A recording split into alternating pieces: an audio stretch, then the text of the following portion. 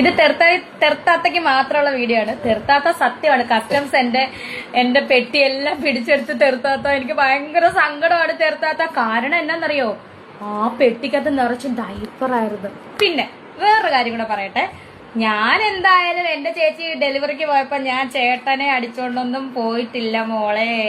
തീർത്താത്തക്ക് മാത്രമുള്ള റിപ്ലൈ ആണ്. തീർത്താത്തക്ക് നന്നായിട്ട് മനസ്സിലാവും. ഓക്കെ, ഞാൻ കല്യാണം കഴിച്ചു. ആദ്യത്തെ കല്യാണം കഴിച്ചു എന്റെ വീട്ടുകാരും നാട്ടുകാരൊക്കെ പറഞ്ഞ കല്യാണം കഴിച്ചാണ്. പള്ളിയിൽ കെട്ടിയതാണ്. സോ കെട്ടിയത് മീൻസ് പെന്തക്കോസ്ത് കല്യാണമാണ്. അതുകൊണ്ട് എന്റെ കഴുത്തെ താലി കെട്ടിയിട്ടില്ല. സുച്ചയുടെ മാത്രമേ താലി കെട്ടിയിട്ടുള്ളൂ. സത്യമാണ്.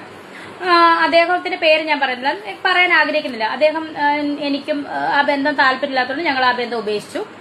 സോ എന്താ പറയാ, അതിനുശേഷം എന്താ പറയാ, അദ്ദേഹം എന്നെയും കുറ്റം പറഞ്ഞില്ല, ഞാൻ അദ്ദേഹത്തെ കുറ്റം പറയുന്നത്. അതിനുശേഷം ഇതെല്ലാവർക്കും അറിയാവുന്നതാണ്. സൂചിച്ചേട്ടന്റെ വീട്ടുകാർക്കും അറിയാം, സൂചിച്ചേട്ടനും അറിയാം, മോനും എല്ലാവർക്കും അറിയാവുന്ന കാര്യമാണ്. അതിനുശേഷം ഞാൻ രണ്ടാമത് സൂചിച്ചേട്ടനെ നിയമപരമായിട്ട് കല്യാണം കഴിച്ചു. അദ്ദേഹം മരിച്ചപ്പോൾ ഞാൻ വിധവയായി. ഇപ്പൊ ഞാൻ ഇതുവരെ വേറെ ആരും കേട്ടില്ല.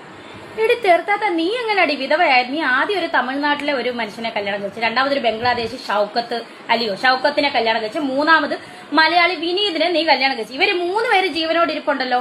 പിന്നെ നീ എങ്ങനെ അടി വിധവയാകുന്ന കള്ളി തീർത്താത്ത ഡയപ്പർ വിധവേ?